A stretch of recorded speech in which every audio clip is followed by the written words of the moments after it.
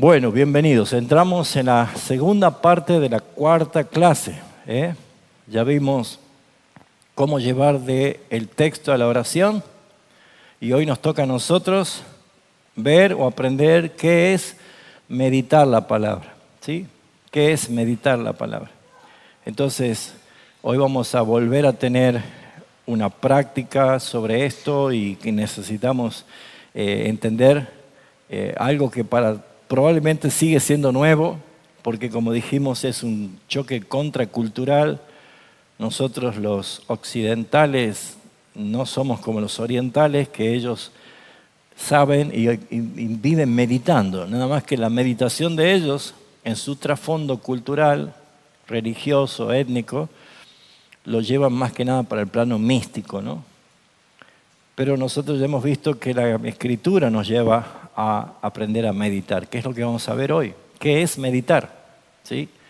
Y vamos a tratar de aplicar la meditación para no leer de corrido y no llenar la cabeza de información, sino poder hacer que de la mente baje al corazón. Porque ¿qué dijo Jesús? De la abundancia del corazón hablará la boca. Entonces, la primera pregunta es, ¿de qué está lleno mi corazón? Bueno, solamente escúchese hablar un día, grábese por un día y va a saber de qué está lleno su corazón.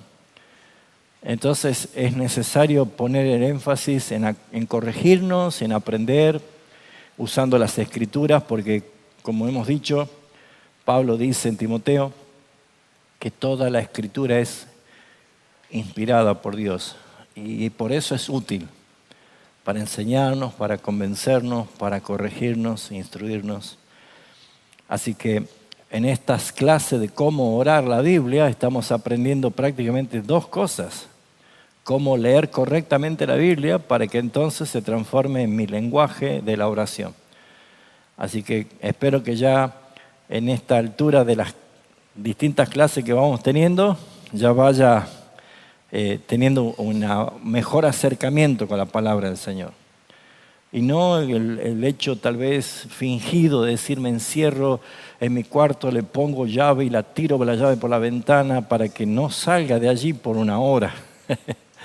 No hace falta eso, sino que lo breve o lo mucho que sea con entendimiento y con meditación. Entonces la idea es aprender a meditar la palabra.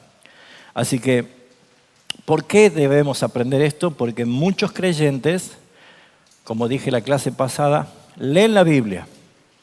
Muchos leen la Biblia.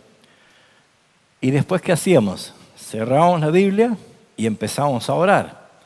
Y es como que se transformaba en dos cosas separadas. Leer la Biblia y después orar. Pero estamos aprendiendo ahora a orar mientras leemos. Leemos y oramos. Entonces esta es la aplicación de lo que es orar la Biblia. Que a mí me gustaría también dar este tipo de clases a los que presiden las reuniones de los cultos los domingos, porque también se lee y después se ora. Entonces, yo creo que toda la iglesia debe aprender, incluso los días domingos, a tomar la lectura bíblica y orar sobre lo que hemos leído, para que no sea de domancia, ¿no? Vamos a leer este capítulo y leemos y no conectamos. Es importante leer y orar con toda la congregación lo que estamos leyendo. ¿Se entiende? Entonces, como muchos creyentes leen la Biblia y estamos aprendiendo a orar la Biblia, hay un puente entre leer y orar. ¿Cuál era el punto medio? La meditación. Ese es el punto que nos falta. Tenemos que construir ese puente porque muchos leen pero no meditan. Y esto claramente va a producir resultados como fruto superficial de una fe superficial. Entonces se transforma en algo poco firme o con escasa transformación o impacto en mi propia vida. Entonces necesito yo aprender a meditar. Porque, ¿qué dice el Salmo 1, versículo 2? ¿Alguien se acuerda? En la ley de Jehová está su delicia y en su ley medita de día y de noche. Es un texto claro, lo hemos leído, lo conocemos, lo sabemos de memoria. Pero cuando queda en la cabeza, en el intelecto, en el conocimiento y no lo bajamos al corazón, no lo vamos a aplicar. Va a quedar como una información simplemente. Entonces dice, en la ley de Jehová está su delicia. Y en la ley medita de día y de noche. Voy a dar el ejemplo de la torta. ¿A usted le gusta alguna torta? ¿Sí? ¿Qué tipo de torta le gusta a usted? Todas. Santo Padre de la Gloria, qué golosos, hermano. Arrepiéntase. Pero hay una preferencia, la de chocolates, tal vez con frutillas, todas, el lemon pie, no sé, qué tipo de tortas, ¿no? Y vio que cuando usted tiene una torta, usted a las visitas les corta así milimétricamente y la guarda la torta. Y no dice de nuevo si alguien quiere más, ¿no? Porque ¿qué hacemos después nosotros? La hacemos durar un par de días más a la torta. ¿Y cuál es la debilidad? Si le gusta tanto la torta. Levantarse a cualquier hora del día con un tenedor, abrir la heladera y empezar a comer. De día y de noche. Ahora, ¿a alguien no le gustan las tortas? Me va a retar mi esposa, ¿no? No es mi debilidad, pero sí como torta. Pero si hay alguien que no le gusta algo, puede pasar el día entero en la heladera y la va a mirar y va a decir, cómanse en esa torta, porque yo no la pruebo. ¿Cuál es la necesidad de meditar día y noche? Es igual que comer la torta. Yo no voy a comerla si no es mi delicia. Si es mi delicia, voy a ir a cada rato a comer. Si no es mi delicia, quedará allí. Entonces, ¿cuándo la palabra de Dios se va a hacer aplicativa en la meditación de día y de noche? Cuando la palabra es ¿qué? Tu delicia. Tu delicia. Entonces, ahí encontramos la necesidad de entender que muchos no meditan en la palabra porque no la han desgustado y no la han disfrutado y no la han hecho su delicia. La toman como una lectura de obligación porque soy cristiano, tengo que leer la Biblia. Porque soy creyente, tengo que hacer mis devocionales. Y porque todo el mundo dice que hay que leer un versículo al día por lo menos. Entonces yo lo hago porque tengo que hacerlo. Eso es exactamente darle el tenedor a alguien con una torta que no le gusta la torta. Va a picotear un poco así para darle el gusto, pero no la va a disfrutar. ¿Se entiende el ejemplo? Entonces, ¿cuál sería la definición de meditar? Ya le hemos dado la clase pasada, necesitamos recordarla nuevamente. Meditar es pensar profundamente, repetidamente e intencionalmente la palabra de Dios para entenderla, creerla y aplicarla. Vuelvo a repetir la definición. La definición de meditar es sencilla. Es pensar profundamente en un texto que acabo de leer, no leerlo solamente de corrido. Muchas veces leemos texto y leemos capítulos de corrido porque decimos voy a leer la Biblia en un año. Entonces yo empiezo a leer para cumplir con un calendario. Y hay un problema allí. Entonces meditar es pensar profundamente, repetidamente, intencionalmente en la palabra de Dios para entenderla, para creerla y para aplicarla. Así que la idea de esta clase es hoy entender y aprender a meditar la palabra de Dios. ¿Sí? Que sería bueno que haga una tarea en la semana y si se anima a compartirla, la comparte, de qué texto usted ha estado meditando, porque vamos a trabajar sobre qué es meditar. Entonces, si tengo que dar una definición teológica de qué es la meditación, meditar es el ejercicio espiritual donde cada creyente, con una mente renovada, reflexiona en la palabra de Dios de una manera constante, llevándola al entendimiento o del entendimiento al corazón, produciendo fe y obediencia. Eso sería la aplicación teológica de esta definición. Nosotros debemos entender que si no estábamos acostumbrados a meditar la palabra, ahora hay que meditar la palabra. Tanto para predicar, para hacer un devocional, para orar, para adorar, porque se nos enseña que lo que hagamos, lo hagamos con entendimiento. Lo hagamos con entendimiento. Entonces, es importante destacar primero lo que no es la meditación.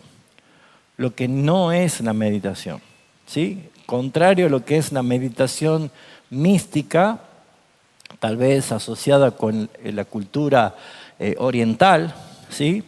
La meditación no es vaciar la mente. ¿Escucharon conceptos así? Que los que hacen meditación hay que vaciar la mente. Yo me acuerdo que en un momento vi en algún noticiero que las maestras de jardín principal, o lo más chiquitito, creo que son de 3 años, 4 años, en un jueguito le hacen hacer, por ejemplo, a todos sentaditos en sus colchonetas, de que están en un edificio en el ascensor número 10, entonces tienen que empezar a bajar al ascensor al piso número 9 y tienen que relajarse y soplar despacito. Ahora estamos por el 8. ¿Qué están haciendo? Y al 9, al 7 y después al 6. Los chicos a veces están llegando a la cuenta regresiva del 1 o el 2, o ya están dormidos. ¿Es una técnica de relajación o es un ejercicio del control mental? Porque el control mental hace ese plano. ¿Sí o no? Los que van a hacer zumba y los que van a hacer tipos de ejercicios aeróbicos, que está muy bueno, se los recomiendo, a mí me hace falta también, pero en algún momento tienen un tiempo de relajación, de estiramiento, ¿sí? Entonces van a ver que de pronto cambia la música. Ya no es la música punchi, punchi, punchi, punchi, punchi, y ahora empezamos a poner un tema lento, relajante, las luces pueden bajar, crear el ambiente ¿para qué? Para que empecemos a elongar, el estiramiento y cuantas cosas más. No se trata de eso la meditación. La meditación no es que usted va a encontrar un momento de decir, bueno, Señor, ahora cierro toda mi habitación y empiezo a vaciar mis pensamientos y voy a sacarme de mi mente todas las palabras y las influencias del mundo y No se trata de eso. No es vaciar la mente, era llenar la mente con la verdad de la palabra, que esto es diferente. Necesitamos entender eso. Tampoco es repetir mantras o repetir cosas sin entendimiento. ¿Por qué digo del mantra? Porque el mantra está asociado justamente con ese tipo de meditaciones. Por ejemplo, palabras positivas. Yo voy a ser feliz. Yo voy a ser abierto y permeable a la palabra de Dios. Así que, Señor, empieza. Guarda que esos son mantras. Y hay iglesias que peligrosamente enseñan esto. Cuidado, no se trata de eso. No es echar mantras para ver cómo preparamos el ambiente. Ni tampoco buscar experiencias místicas, ¿sí? Lo emocional, lo sensorial. Porque naturalmente si yo voy a preparar el ambiente y pongo la musiquita suave y trato de buscar y crear la atmósfera de la meditación, voy a empezar a de pronto sentir una necesidad de llorar y una necesidad de experiencias místicas y cuantas cosas, y entramos en un plano peligroso de la manipulación emocional. Entonces, meditar no es eso. No es eso. Directamente corte todo tipo de pensamiento de pensar que eso es meditar. La meditación bíblica no es vaciar la mente, no es hacer mantras místicos, espiritualistas, ni buscar experiencias emocionales. La meditación bíblica es llenar la mente con la verdad de Dios. Que la palabra de Dios encuentre lugar en mi mente, para que empiece a bajar a mi corazón en la aplicación. ¿Se acuerdan que era lo que vimos el miércoles pasado? ¿Qué dice y qué implica esto para mí? Y empezar a ver cómo me afecta, cómo me impacta a mí. Bueno, eso no es meditar lo que estamos viendo allá, ¿sí? ¿Queda claro hasta acá? ¿Alguno tuvo alguna pésima enseñanza alguna vez de hacer alguna de esas cosas? ¿Sí? Sí, ¿no? ¿Cómo? ¿Working? ¿Vienen acá a enseñar esto? Ah. Ajá. Sí, lo escuché. No sabía, no sé quiénes son, pero los mantras. Claro, es que eso es un arte de la manipulación. Es un arte de la manipulación. Los mantras no están dirigidos solamente al yoga, al control mental, al reiki, se me fueron otros nombres, pero no está relacionado a eso, sino al que nosotros mismos utilizamos con la intencionalidad de crear algo con nuestras palabras, un ambiente, una manipulación, una sensación especial de emociones. Hay que tener cuidado con eso. Nunca Dios nos va a pedir eso. Y esto es un punto, desde la palabra positiva, confesar, declarar lo que vos querés que sea, porque han sacado un texto fuera de contexto, peligrosamente, que todo el poder de la vida y de la muerte están en la lengua. Eso es un texto horriblemente sacado fuera de contexto. Nosotros no creamos destino ni hacemos nada de eso, sino tendríamos un Dios improvisado que tiene que andar remendando lo que nosotros rompemos. Tenemos un Dios soberano de decretos eternos desde antes de la fundación del mundo y tenemos suficientes textos bíblicos para basar nuestra fe en la soberanía de Dios. Entonces no hay ningún espacio para la improvisación. Pero el que lo quiera hacer a modo personal, independiente a Dios, no está llegando a Dios por medio de la verdad, sino está haciendo su propia torre de Babel. Y lo único que hace es llegar a confusión, mayor confusión, ¿sí? Entonces, ¿cuál es el propósito? El propósito de la meditación es ¿para qué? ¿Para qué meditar? ¿Para qué me interesaría a mí aprender a meditar? ¿Cuál sería el objetivo, la meta de poder meditar? Principalmente, conocer a Dios. ¿Cuál era nuestro estado natural antes de ser salvos? No conocíamos a Dios. No conocíamos a Dios. Al Dios de la Biblia no lo conocíamos. Era el Dios que nosotros nos imaginamos, el Dios que nosotros creamos o que la religión o la sociedad creó. Ese era el Dios que yo conocía. Pero no conocíamos a Dios porque tampoco le buscábamos a Dios. Porque no había quien busque a Dios. Entonces, necesitamos nosotros meditar porque Dios se da a conocer a través de las Escrituras. Si yo voy a orar a Dios como una respuesta de lo que Él mismo habla, porque ¿cómo es que nosotros escuchamos a Dios? Leyendo la Biblia. Eso quedó claro, ¿no? Yo oigo la voz de Dios cuando leemos la Biblia. Entonces, Dios comienza hablando, yo debo responderle. Y yo voy a responder en el mismo énfasis de la lectura, o sea, voy a responderle con las mismas palabras de Dios. Entonces, si Dios quiso darse a conocer a través de las Escrituras, cuanto menos tiempo usted tenga con la Escritura, menos va a conocer a Dios. Es una ecuación matemática simple. Si yo no tengo tiempo en la lectura y en la meditación, no voy a conocer a Dios. Y Jesús en Juan 17:3 dijo claramente que en esto consiste la vida eterna. O sea, ¿para qué una eternidad? Sería lindo, no sé, vivir 5.000 años con Dios en el cielo, pero después debe ser aburrido, así que mejor no tan eterno. Pensamiento humano, ¿no? Pero dijo Jesús en oración intercesora en Juan 17, cuando Él estaba orando con el Padre, dijo: Padre, en esto consiste la vida eterna.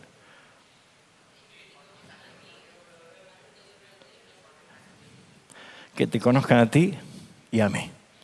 En otras palabras está diciendo: Padre, ellos necesitan una eternidad para conocernos. Y aún así, no llegaríamos. Entonces, ¿por dónde empezar a conocer a aquel que es el eterno? Por cómo Él se dio a conocer. Estos 66 libros de la Biblia no dicen todo de Dios. Solamente lo que Él se da a conocer. Y es suficiente como para que nosotros podamos entender cuál es nuestro Dios, quién es nuestro Dios y por qué debemos vivir para su gloria. Entonces, el primer propósito de la meditación es conocer a Dios. ¿Se acuerda lo que vimos el miércoles pasado? ¿Cuál era el sujeto del Salmo 23:1? Jehová. ¿Sí? ¿Cuál era la afirmación? Que Él es pastor. ¿Cuál era la relación? Él es mi pastor. ¿Y cuál es la conclusión? Nada me faltará. En un solo renglón, de un solo versículo, ya tenemos un argumento suficientemente nutrido para orar. Hoy vamos a trabajar con el Salmo 91, otro salmo hermoso, ¿no? Que algunos llegan al living de la casa y lo tienen abierto así para que, en la mesita del living, ¿no? Para que los demonios cuando lleguen vean el Salmo 91 y digan: no es la idea de eso, ¿sí? Porque vio que uno va a veces a las casas y encuentra el Salmo 91 abierto así, ¿no?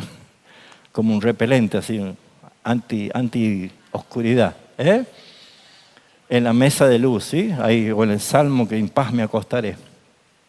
No, hay que leerlo, ¿sí? Los demonios no se van a poner ahí a hacer nada de eso. Nosotros tenemos que nutrirnos de la palabra. Número 1, conocer a Dios. Número 2, fortalecer nuestra fe. ¿Por qué necesitamos nosotros meditar? Porque ahí va a haber un choque, una confrontación. Mis dudas, mis incredulidades, mis debilidades con Dios que se presenta como el infalible, el invencible, el todopoderoso.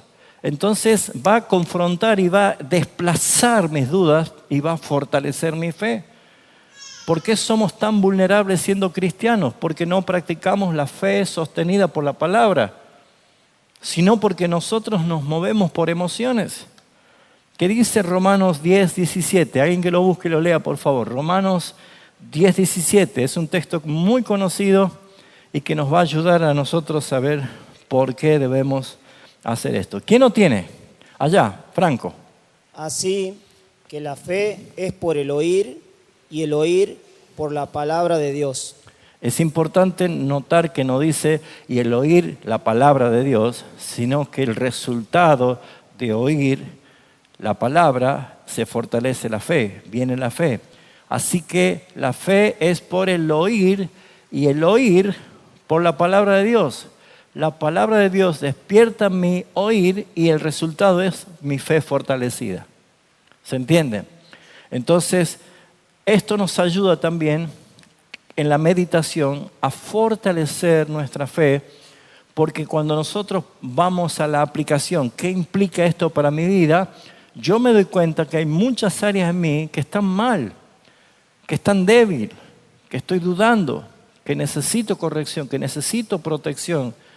Y entonces veo lo que Dios me ofrece. Entonces, ¿qué me está haciendo? Me está invitando a fortalecer mi fe para que yo diga: gracias, Señor. Entonces, es otro propósito. Tercer propósito importante es vencer el temor y el pecado.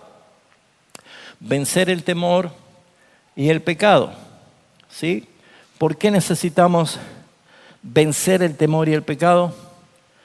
Porque justamente la falta de meditación bíblica nos hace que nos olvidemos inmediatamente de lo que hemos leído. ¿Sí o no? Entonces, si yo puedo estar leyendo: bienaventurado el que soporta toda tentación, porque cuando haya acabado recibirá la corona. Oh, amén, dice. Y salgo y se presenta la tentación, la más linda de todas, y dice, sí, quiero, vamos. Pero hace 10 minutos estuviste diciendo amén a una palabra. ¿Qué pasó? Pues no meditaste. Entonces, cuando no meditamos, no podemos vencer ni el pecado ni enfrentar las cosas que produce temor a ese pecado. Entonces necesitamos meditar porque cada vez que Dios nos habla algo hay que ponerlo en práctica. Entonces de esta forma va tomando una clara intención del por qué lo hacemos. Y me olvidé de poner un cuarto punto. ¿Por qué no lo puse? Bueno, un cuarto punto. Otra cosa es meditar la palabra, nos ayuda a vivir en obediencia. ¿Sí? Agréguelo allí, abajo del ¿para qué? Vivir en obediencia. Alguien que lea Josué 1:8, famoso texto también conocido. Todas las tarjetitas de cumpleaños, ya no tarjetita de cumpleaños, qué viejo yo, ¿no?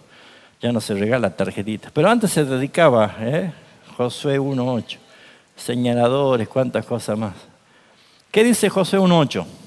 Este libro de la ley no se apartará de tu boca, sino que meditarás en él día y noche para que cuides de hacer todo lo que en él está escrito, porque entonces harás prosperar tu camino y tendrás éxito. ¿Te animás, Ricardo, a leerlo al revés? Empezando por la frase final, siguiendo por la frase que sigue hasta el principio. Haz esa prueba, porque a veces los textos hay que leerlo y después leerlo al revés y dar una comprensión perfecta, un resultado. Sí. Dice, porque entonces harás prosperar tu camino y ¿Cuándo? tendrás éxito. ¿Cuándo? Acá dice, Subí un renglón. para que cuides. Ajá. Y anteriormente dice, sino que meditarás en Ajá. él día y noche. Ajá. Y al final, la primera parte dice, este libro de la ley no se apartará de tu boca. Ahí está. ¿Qué dice el texto del derecho al revés? Si nosotros queremos que las cosas vayan bien, yo debo meditar de día y noche aplicando la palabra, obedeciendo la palabra. Entonces, es muy sutil, es muy común lo que dije. Cuando leemos, decimos amén, cerramos la palabra, la Biblia, y tampoco obedecemos, porque se nos olvidó, porque ya ponemos tildado, ya leí, Señor, ya leí. Y Dios quiere que nosotros vivamos en obediencia. Si nosotros meditamos en este libro de día y de noche y lo aplicamos en obediencia, el otro texto dice, y todo lo que emprendas te será prosperado. Entonces encontramos acá el para qué. Ya vimos qué es, ya vimos lo que no es, y ahora hemos visto el para qué. ¿Cuál es el propósito? ¿Para qué sirve? Entonces, ahora necesitamos ver que hay métodos prácticos para meditar. ¿Sí? Métodos prácticos para meditar. Presten atención porque estos son métodos. Ya le dije que no vamos a aprender fórmulas ni mecanismos, pero sí aprender a cómo usar las herramientas necesarias. Lo primero que tenemos que hacer es, tenga una Biblia. Compre una Biblia si no la tiene. No es lo mismo el dispositivo que su Biblia, ¿sí? Históricamente fuimos conocidos como los del libro grande o los del libro negro, así se los conocía antes, ¿no? Entonces, creo yo que es muy importante que usted tenga en su casa la posibilidad de leer su Biblia. Lea la Biblia. ¿Para qué? Para que cuando la lea lentamente y ¿cómo? Atentamente. Lea tranquilo, lentamente. Vamos a comenzar a trabajar con el Salmo 91. Vamos al Salmo 91. Y vamos a tratar de aplicar estos métodos prácticos. ¿Cuántos alguna vez leyeron el Salmo 91? Muy bien, todos. ¿De qué habla el Salmo 91? Los que tienen subtítulos allí ya van a saber. ¿De qué habla? Protección. Refugio. Bien. ¿Para qué lo usamos generalmente los creyentes al Salmo 91? ¿Cuándo lo usamos?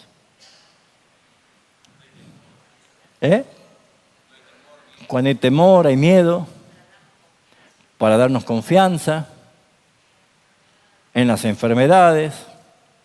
Muy bien. Entonces sabemos que cuando estamos victoriosos, felices, triunfantes, no vamos al Salmo 91. No. Ahora, yo no puedo orar el Salmo 91 si estoy victorioso, feliz, triunfante. Sí, ya hemos aprendido que podemos tener oración de alabanza, adoración, de petición, de confesión, de entrega. Vamos a leer. ¿Cómo? Lentamente, detenidamente, atentamente. Es la primera parte. No vamos a leer todo el capítulo, pero sí vamos a leer por lo menos hasta el 5 o el 6. Vamos a leer hasta el 5. El que habita al abrigo del Altísimo morará bajo la sombra del Omnipotente. Diré yo a Jehová, esperanza mía y castillo mío, mi Dios en quien confiaré. Él te librará del lazo del cazador, de la peste destructora. Con sus plumas te cubrirá y debajo de sus alas estarás seguro. Escudo y adarga es su verdad. No temerás el terror nocturno, ni saeta que vuele de día. Hasta ahí nomás. ¿Sí? ¿Qué hicimos ahora? Hemos leído lentamente. Pero vamos a ver atentamente. ¿Qué es leer con atención? Nosotros cuando estamos viviendo en este tiempo donde nuestra mente se dispara rapidísimo en la distracción. Ustedes verán que hacer scrollear con el celular lleva a que las experiencias emocionales pasen de la euforia al terror, de la alegría al duelo, del accidente a la felicidad en fracciones de segundos, ¿sí o no? Cosas que naturalmente podríamos ver todo eso en un mes. La vemos en 5 segundos. Nosotros estamos bombardeados y bombardeando nuestra cabeza de emociones que van alternándose y cambiando permanentemente. Así que cuando yo estoy leyendo, mi mente en el ejercicio de experimentar emociones en fracciones de segundos, cuando yo estoy leyendo, por más lento que lea, si no leo atentamente, mi mente tiene la facilidad de distraerse en fracciones de segundo. Y por ende, me voy a olvidar. Entonces, cuando yo le digo que vamos a leer atentamente, ¿se acuerdan cuál era el primer punto de la clase pasada? Observación. Y habían preguntas para hacer, habían cosas para sacar información precisa. Entonces, lo primero que tenemos que informar nosotros es que esto es un lenguaje prosal, o sea, es una poesía. Dios no tiene plumas, Dios no tiene alas, no es un lenguaje literal de esto, pero sí nos lleva a nosotros a entender conceptos. Ahora veamos nosotros, el que habita al abrigo del Altísimo. Acá hay una palabra clave. Habitar. ¿Qué es habitar? ¿Es lo mismo habitar que visitar? ¿Qué es visitar? Temporal, un rato transitorio. ¿Qué es habitar? Si yo voy a visitar a su casa, yo no voy, hola, y abro la heladera y saco la gaseosa, me la tomo y luego voy, me siento, prendo la tele, me tiro. No hago eso. ¿Por qué? Porque soy visita. ¿Qué hace alguien que habita en su casa? Tiene esa comodidad, tiene esa seguridad. Acá pertenezco. Un creyente puede ser muy creyente, pero todavía habita o no habita en Cristo. Legalmente habita, pero vive como habitación o hace de Cristo una visitación. Que cada domingo me acuerdo que tengo que conectarme con el Señor. ¿Se está entendiendo? Observación. ¿De qué está hablando? morar, habitar y morar. Hay dos palabras claves, habitar y morar.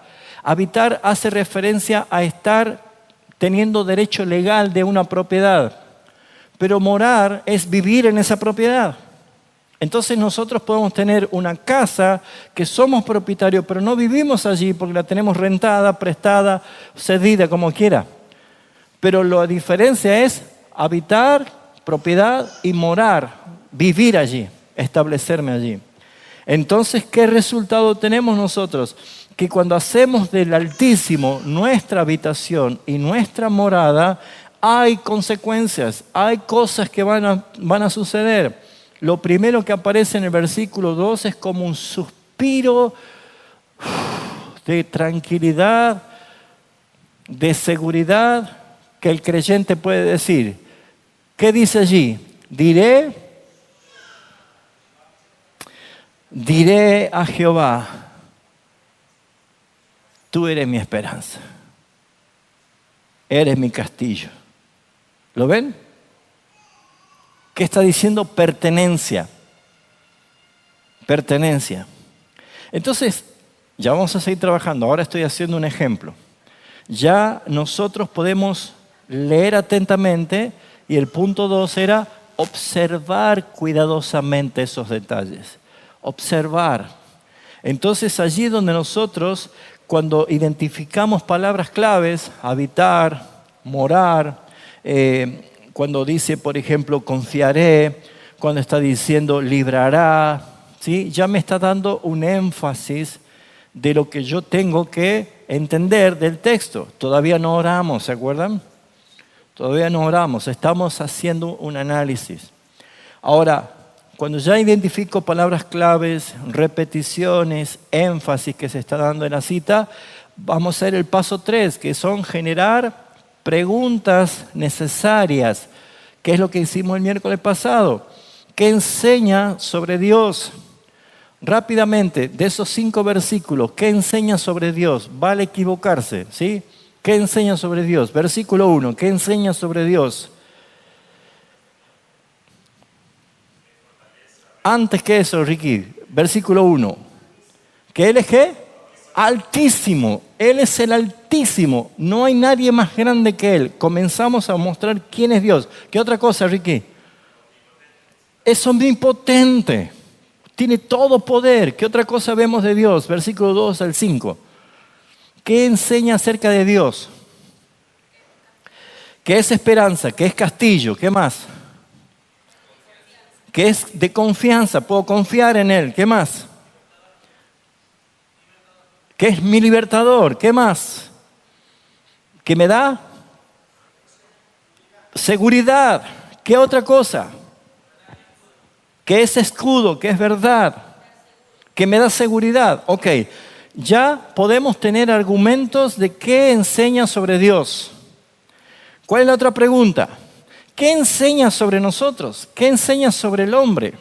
Vamos a ir desde el versículo 1. No lo dice explícitamente, pero sí está implícito. Leamos, ¿qué enseña el versículo 1 sobre el hombre, sobre nosotros? O sea, por deducción. ¿Cómo? Necesitado, ok. Pero que dice el que habita. Comienza con una palabra clave. El que, hay 2 palabras, ¿no? Pero Él no es universal, es individual. El que habita. ¿El qué? ¿Qué pregunta puede desprender ahí para que yo me autoevalúe? ¿Yo habito ahí? ¿Es Él mi morada? ¿Lo ven? ¿Qué otra cosa? Estoy bajo su sombra. Él es mi abrigo. Bien, están haciendo preguntas, pero quiero que vea qué dice el texto de nosotros. Si Él es mi abrigo, ¿cuál es el problema que yo tengo? Estoy desprotegido. Si Él es mi esperanza, ¿cuál es mi problema? No tengo esperanza. No puedo encontrar en nadie más. Si Él es mi castillo, no tengo ¿qué? ¿Qué hace un castillo? Un refugio, es una fortaleza. Entonces, ¿se acuerdan ustedes que yo les dije que debemos siempre identificar el enfoque de la condición caída? No lo dice explícitamente, pero me da a mí a entender cuáles son el problema. Como dije alguna vez enseñando la palabra de Timoteo que dice, toda la escritura es inspirada por Dios y es útil para enseñar, corregir, convencer, instruir. Entonces, si estas cosas son las que Dios hace, ¿cuál es el problema que tenemos? Si Él enseñar, ¿cuál es mi problema? Que no conozco, que no sé. Si Él me dice que me tiene que convencer, ¿cuál es mi problema? Que estoy errado, que estoy dudando. ¿Qué más? Incrédulo. Si Él me tiene que instruir, ¿qué pasa conmigo? ¿Cuál es mi problema? Que estoy extraviado. Bien. ¿Se entiende? Entonces, ya vemos en estos versículos qué dice acerca de Dios y anotamos. ¿Qué dice este versículo acerca de mí? Y anotamos. Yo soy el incrédulo. Yo soy el que estoy desprotegido. Yo no encuentro esperanza en mí mismo.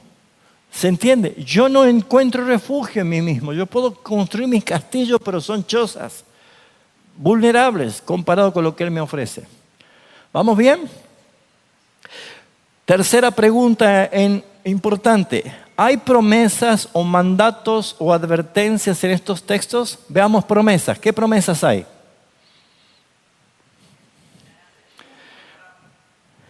Empecemos por el 1. Que me da la oportunidad de morar en el Altísimo. ¿Qué otra cosa? Vaya por texto, ¿sí? ¿No hay nada más, ninguna otra promesa en el 1? Vamos al 2. ¿Qué promesa? Que Él es mi esperanza y ¿qué más? Y mi castillo. Hay promesas. ¿En el 3 hay promesa? ¿Qué te parece? La que más nos gusta. Él me librará del lazo del cazador y de la peste destructora. ¿Sí? ¿Hay otras promesas en el 4 y el 5? Seguridad. Muy bien. Veamos ahora mandatos. ¿Hay mandatos en el 1, 2, 3, 4 y 5? ¿Qué mandatos identificamos? ¿Hay algún mandato, algo imperativo? ¿O algo que yo entienda que es un mandato? Hablen fuerte, porque yo de acá no veo murmullo y no tengo encendido el subtítulo, ¿sí? A ver, levanta la mano, ¿qué dijiste? Vos, Franco. Es un mandato. Dios quiere que nosotros habitemos. Es un mandato. Dios quiere visitación o habitación. Sí. No, pero es una condición, pero ¿cuál es el propósito? Si no, Dios no lo diría. Es que vayan y hagan de Él, ¿qué cosa? Morada, no visitación, sino permanencia. Permanencia, ¿sí? ¿Qué otra cosa? Confiar. Ajá, Dios nos manda a confiar en Él. ¿Por qué será? Porque Él es omnipotente. O sea, si Él todo lo puede, ¿para qué voy a intentar yo? ¿Se entiende lo que estoy enseñando en esta parte? Bien, hay algunas advertencias, o sea, ¿qué pasa si yo no confío? ¿Qué pasa si yo no obedezco? ¿Qué puede pasar? ¿Hay alguna advertencia? Si yo no habito al abrigo del Altísimo y no moro bajo la sombra del Omnipotente, ¿qué va a pasar? Versículo 2 se impacta inmediatamente. No va a haber esperanza, no voy a ver su poder y no voy a tener seguridad. ¿Qué otra cosa? Si yo no habito, no voy a poder ser libre del cazador, no va a poder frenar la destrucción en contra de mi vida. ¿Lo ven? Esta es una manera de poder hacer una observación. Todavía no estoy orando. Es muy importante. ¿Qué estamos haciendo ahora? Nos estamos enriqueciendo de algo que yo le leí millones de veces y nunca oré sobre esto. Nunca fui a orar esa palabra, no la entendía. Entonces yo necesito empezar a ver que leer atentamente y detenidamente es importante. Observar cada detalle me ayuda a encontrar ingredientes y preguntar preguntas. ¿Qué dice acerca de Dios? ¿Qué dice acerca de mí? ¿Qué promesas, qué mandatos, qué advertencias encuentro acá? Me ayudan a mí a empezar a armar argumentos del concepto que se está enseñando. Paso 4 es, ahora voy a meditar. ¿Y qué es meditar? Llevar de la mente al corazón. ¿Qué implica esto a mi vida? Es donde yo empiezo a verme en el espejo de Dios. ¿Y cuál es la primera pregunta que puede salir del versículo 1 mismo?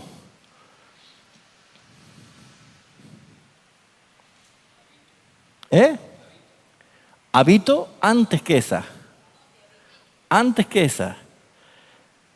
¿Es Dios para mí el altísimo Dios omnipotente? En el concepto puedo decir, sí. Pero en mi corazón, cuando viene la aflicción, cuando vienen las deudas, y yo corro al prestamista y voy al curandero y empiezo a ver qué hago, soy creyente, lo entiendo, Él es el Altísimo, el Todopoderoso, cantamos, eres todopoderoso, pero no vivimos esa realidad. ¿Por qué? Porque yo solamente lo visito a Dios. No hago de Él mi morada, no habito. No porque no sea así legalmente, estamos en Cristo, esa es la realidad. El problema es que no se me alumbró el entendimiento. Yo me sigo viendo afuera, yo le digo, Señor, yo te busco. ¿A dónde va a buscar? Él no está perdido, nosotros estamos escondidos con Cristo en Dios. Eso dice Pablo en Colosenses. Habéis muerto y vuestra vida está escondida con Cristo en Dios. Esa realidad no la podemos nosotros dejar pasar por alto porque simplemente estamos nosotros en apuros, en pruebas, en momentos difíciles. No lo hagan. No haga eso. Entonces ahora empezamos a reflexionar, o sea, a meditar. Acá donde empezamos a pensar profundamente, donde empezamos a repetir, a analizar el texto. ¿Cómo lo hacemos? No es volver a leerlo. Si hace falta, lo lee de nuevo. Pero ahora debe empezar a profundizar. Empecemos por el versículo 1. El que habita al abrigo del Altísimo morará bajo la sombra del Omnipotente.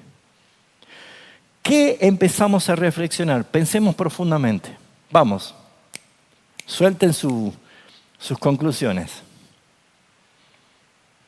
Daniel, ¿qué es para vos meditar profundamente en ese versículo 1? ¿Qué sería para vos? ¿Cómo lo deduciría? Diría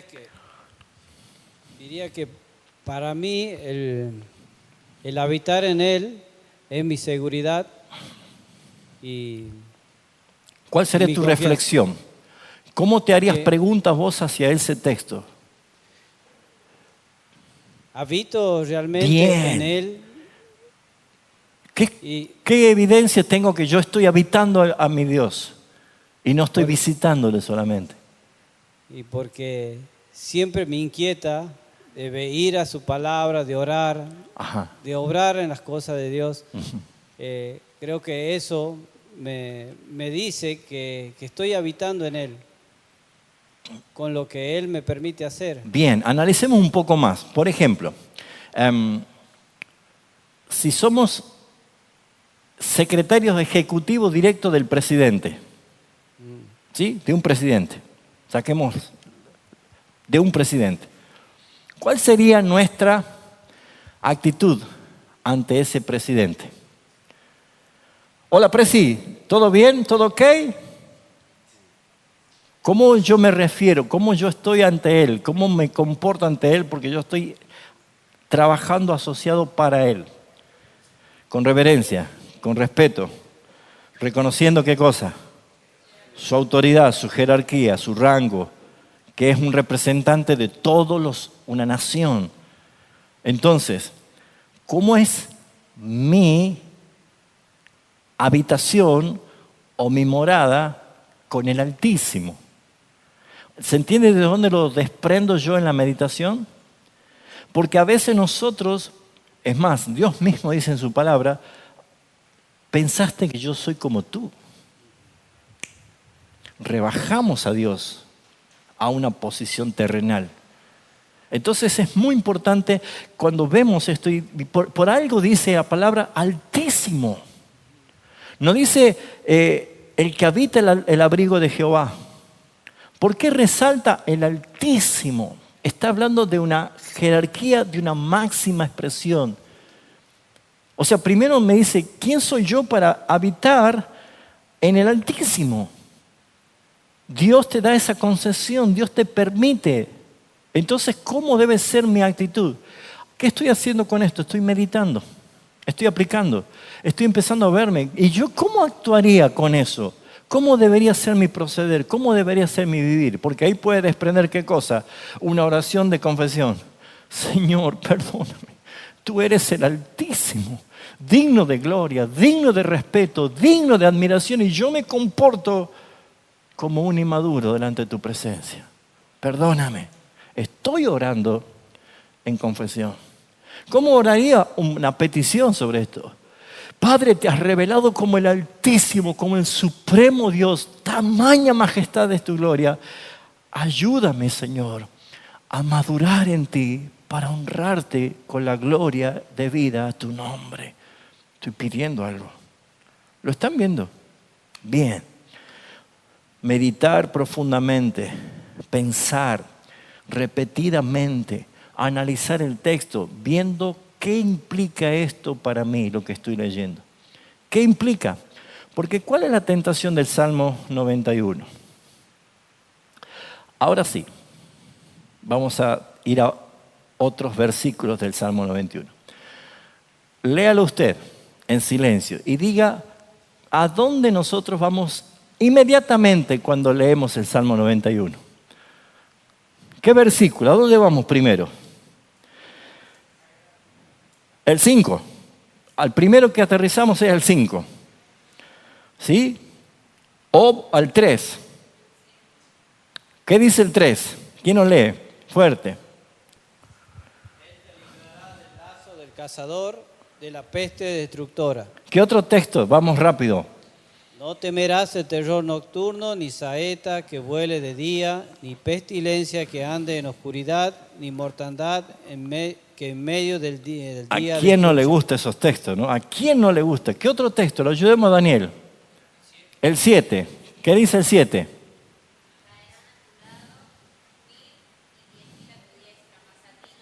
Wow, y hacemos hasta predicaciones así súper poderosas, ¿no? Caerán a tu lado tanto y a ti no te llegará, y nos encantan esos textos, ¿no? ¿Qué otro texto? ¿A dónde más vamos? Oh, ese es el bestseller, ¿eh? No te sobrevendrá mal alguno, ni plaga tocará tu morada. Y ahí estamos todos tosiendo, empestados, diciendo, Señor, ¿qué ha pasado? No está hablando de eso. No está hablando de eso. ¿Saben que muchos se frustran por detrás de eso? Es aplicar mal el concepto de la palabra. Yo no puedo solapearlo a Dios y obligarlo a que Él haga cosas porque Él acá lo dice. No, usted ha entendido mal, hizo una mala meditación, una mala aplicación. Y yo sé, porque ya cuando salgo en video público ya tengo comentarios, ¿no? Y hay gente que escribe también en privado. No importa, ¿no? Mi identidad está en Cristo, no en los comentarios de la gente. No me interesa. Porque estas son vacas sagradas que a veces Dios hace hamburguesa, ¿no? ¿Sí o no? Porque algunos quieren tener y defender sus cositas, pero Dios hace hamburguesa de las vacas sagradas. Entonces vamos al texto, veamos lo que Dios dice. ¿Qué nos enseña la palabra? ¿Qué otro texto? ¿Habrá alguno más? Hasta Satanás lo usó ese para tentar al Señor en el desierto, ¿no? Ese es el favorito del diablo. A los ángeles, a sus ángeles mandará. Wow, ¿qué otro texto? El 13, ¿no? Sobre el león y las pisarás el cachorro y el dragón. ¿Qué texto? Ahora, ¿qué hacemos nosotros con un salmo así? Nos vamos, exactamente, claro, nos vamos allí, nos ponemos allí, nosotros somos los autosuficientes, los superpoderosos, porque Dios dice esto en su palabra. ¿Es eso lo que quiere decir? Si no vivimos el versículo 1, nada de esto sucede. Si no vivimos el versículo 1, nada de esto sucede. Porque los que van corriendo detrás de esas promesas, sin antes someterse a la autoridad del Altísimo, solamente están adorándose a sí mismos, si quieren sentir autosuficientes. Entonces encontramos acá un problema. ¿Sí o no? ¿Le está sirviendo la clase? Ya estamos, yo lo veo a Daniel todavía, entonces estoy en hora todavía, ¿no? Ya está a punto de levantarse Daniel, señal que tengo que terminar. Número 5, ¿cuál es? Aplicar. Aplicar. Y ahí viene la parte más difícil, porque ahora sí yo tengo que bajar de la mente al corazón. Porque aplicar es justamente empezar a orar y en mi oración abrir el corazón al Señor y confesar todas las cosas que debo pedir perdón, glorificar todas las bendiciones que Él lo ha hecho por mí, alabar por la seguridad que Él me da en medio de mis debilidades.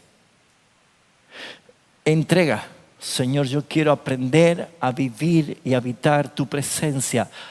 En otras palabras, no viva solamente en Cristo, viva a Cristo. Vívalo a Él. Dicho por Pablo, mejor manera, muérase usted y deje que viva Cristo. Gálatas 2:20. Entonces el panorama cambia. Entonces, si hacemos rápido un repaso de la observación, habita, abrigo, altísimo, morará, sombra, omnipotente, del versículo 1 solamente tenemos bastante sustancia. ¿Qué interpretación? Promesa para quien habita a Dios. ¿Qué otra cosa? Dios es el fiel refugio real para el que habita su presencia. ¿Qué otra cosa? Implica una relación constante, no una visita. Permanencia, relacional, familiar, filial. Dios es mi Padre, somos sus hijos. Esa es nuestra relación. ¿Cuál sería la meditación? El que habita. La pregunta es, ¿estoy habitando a Dios o solo acercándome ocasionalmente? No es que Dios se va a transformar en el bombero voluntario cuando mi vida se está incendiando, el genio de la lámpara para que me conceda mis deseos, el servicio asistencial para que le pida. No es el curandero de turno cuando estoy mal y necesito un toque de sanidad. Él es el Altísimo. Él es el Dios Todopoderoso, que yo debo habitar en Él porque Él me invita a habitar en Él. Entonces la pregunta, ¿estoy habitando en Dios o estoy solamente acercándome ocasionalmente? Cuando dice al abrigo del Altísimo, es preguntarnos, ¿busco el refugio en Dios o en mis propios recursos? ¿Habito al abrigo del Altísimo o yo mismo hago la de Adán? Trato de cubrir mi vergüenza por mí mismo. ¿Morará bajo la sombra del Omnipotente? Es la pregunta, ¿vivo confiado en su protección? ¿O rápidamente quiero salir a buscar por mi propia cuenta soluciones alternativas? Entonces, buscar a Dios diariamente es confiar en Él en medio de nuestro temor, en medio de las pruebas, en medio de cualquier circunstancia. Por eso, mis hermanos, el versículo 4 dice, con sus plumas te cubrirá. Así que ahí vemos que Dios muestra su cuidado tierno como con todo su poder. Jesús lloraba ante una ciudad pecadora y decía, ¿cuántas veces quise juntarte como polluelos? Ahí ve, ahí conecta eso. Había dolor.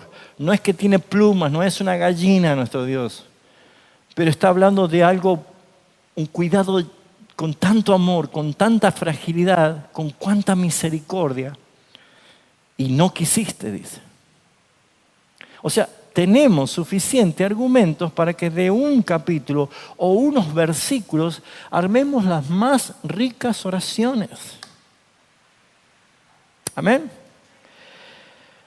Principios claves, y voy terminando. Meditación requiere tiempo, requiere disciplina y constancia, requiere involucrar la mente y el corazón.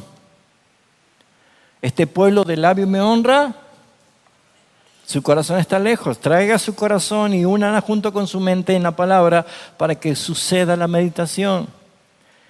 Y esto produce una transformación porque cuando yo lo veo, lo entiendo, lo aplico y oro, sí o sí mi vida cambia. Porque empecé a experimentar algo que no lo hacía. Algunos peligros para evitar. Allá. Hacer una lectura superficial. O sea, correr rápido a los textos que a mí me gustan. Y los subrayo y los remarco. Cuidado. No tengo una lectura superficial. O interpretaciones sin bases bíblicas. Cuidado con darle rienda suelta a la creatividad de su mente porque de pronto va a terminar viendo a Terminator. Y no sé de dónde salió Terminator, pero allí aparece, en su oración apareció Terminator, no sé cómo, pero tengan cuidado porque le doy rienda suelta a mi imaginación y yo puedo tener interpretaciones sin bases bíblicas. ¿Se entiende lo que estoy diciendo?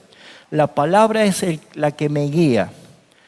Hay que tener cuidado y evitar el emocionalismo sin verdad. Sin verdad. Algunos ya empiezan a llorar y empiezan a decir, gracias Señor, oh, qué hermosa palabra, oh Señor.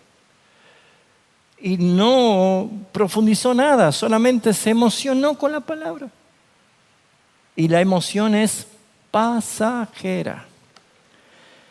Y hay que evitar el peligro del conocimiento sin la aplicación, porque el conocimiento va a envanecer si no baja el corazón. Cuando baja el corazón hay humildad, hay expresión visible de sencillez de un corazón aplicado. Así que esta es la frase final. Meditación bíblica no es dejar de pensar, sino pensar profundamente en Dios hasta que su verdad transforme nuestra vida. Amén. Padre, te damos gracias por quién eres tú. Tú te revelas como el Dios que es el Altísimo Señor, el Creador del cielo y de la tierra, que tiene todo poder, majestad y gloria. Y es precioso ver que tú no nos das una morada externa a ti, cerca de ti, sino que tú nos invitas a morar y habitar en tu presencia. Y entendiendo esa realidad, pueden venir pruebas, pueden venir enfermedades, pueden venir lucha, pero es considerado como nada en la posición que tú ya me has dado por los méritos de Cristo Jesús. Así que, Señor, tenemos suficientes motivos para decirte a ti, esperanza mía, castillo mío, mi Dios en quien confiaré. Yo te agradezco por tu palabra y porque nos permites aprender a orar la Biblia para no solamente conocer intelectualmente, sino bajarla a la aplicación de nuestra vida cuando llega al corazón.